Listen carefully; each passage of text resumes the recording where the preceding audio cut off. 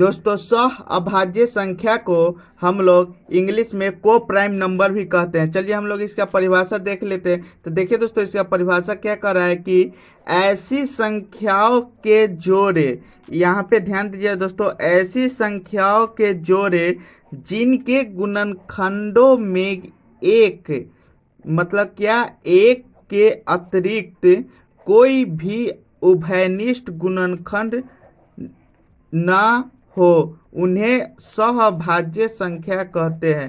क्या कह रहे हैं, देखिए दोस्तों ध्यान से, ऐसी संख्याओं के जोड़े, मतलब देखिए दोस्तों यहाँ पे आप लोगों को दिख रहा होगा कि मैंने यहाँ पे एग्जाम्पल में यहाँ पे जोड़ा में लिखा है, यहाँ पे भी जोड़ा में लिखा है। मतलब ऐसी संख्याओं के जोड़े जिनके गुणनखंडों में एक के, जब हम लोग उसका गुणनखंड करेंगे तो सिर्फ एक के अतिरिक्त एक के अतिरिक्त कोई उभयनिष्ठ गुणनखंड नहीं आएगा। मतलब सिर्फ एक ही उभयनिष्ठ गुणनखंड आएगा, उसके अलावा हमारा कोई उभयनिष्ठ गुणनखंड नहीं आएगा। उसी को हम लोग सहअभाज्य संख्या कहते हैं। जैसे हम लोग एग्जाम्पल से समझते हैं। देखिए दोस्तों, यहाँ पे पहला एग्जाम्पल क्या कह रहे हैं, हमारा पहला एग्जाम्पल कह रहा है 2,3 का। तो देखिए दोस्तों, जब हम लोग दो का जब हम लोग गुणनखंड निकालेंगे तो दो किस किस से कटेगा, सिर्फ दो से कटेगा, तब ना एक आएगा। यानी दो का हमारा गुणनखंड कितना आ गया, एक से कटेगा दो, और किससे, स्वयं से कटेगा, यानी दो को हमारा आ गया।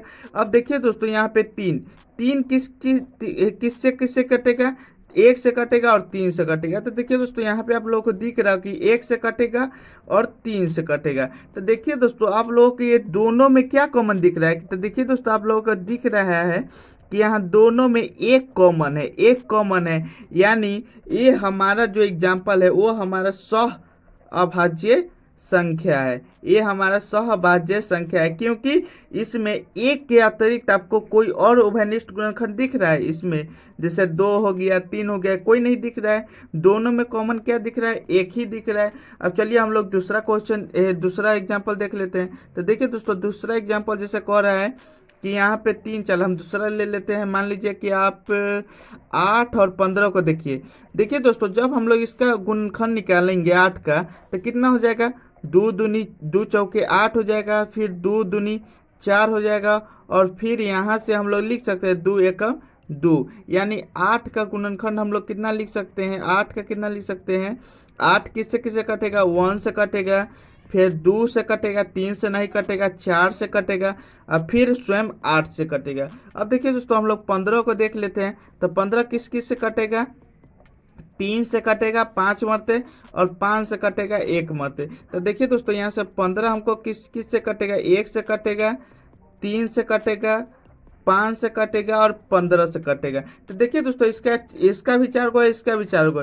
लेकिन आप लोगों को यहाँ पे गौर करना है कि दोनों में, मतलब दोनों में समान कौन संख्या है। तो देखिए दोस्तों यहाँ पे आप लोगों को दिख रहा हो कि 1 दूनों में है, यहाँ पे 2 दूनों में नहीं है, 3 दूनों में नहीं है, दूनों में 4 भी नहीं है, दूनों में 5 भी नहीं है, दूनों में 7 8 भी नहीं है, दूनों में 15 भी नहीं है। तो देखिए दोस्तों इसका कहने का क्या मतलब है कि इसमें दोनों में एक कॉमन है, यानी दोनों का गुणनखंड कितना है, एक है। यानी इसमें एक के अतिरिक्त कोई उभयनिष्ठ गुणनखंड नहीं है। इसीलिए ये जो संख्या है वो हमारा क्या हो जाएगा, सहअभाज्य संख्या हो जाएगा। अब देखिए दोस्तों हम लोग को यहाँ पे भी देख लेते हैं। तो देखिए दोस्तों जब हम लोग 5 को तोड़ेंगे तो 5 किस किस से कटेगा, 1 से कटेगा, 5 से कटेगा, 6 किस किस से कटेगा, 1 से कटेगा, 2 से कटेगा, 3 से कटेगा, 6 से कटेगा।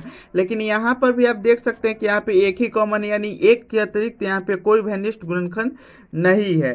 तो दोस्तों आई होप आप लोगों को अच्छे तरीके से सहअभाज्य संख्या समझ में आ गया होगा, और वीडियो भी पसंद है। अगर पसंद है तो प्लीज़ वीडियो को लाइक कीजिए, चैनल को सब्सक्राइब कीजिए। मिलते हैं नेक्स्ट वीडियो में, तब तक के लिए बाय बाय।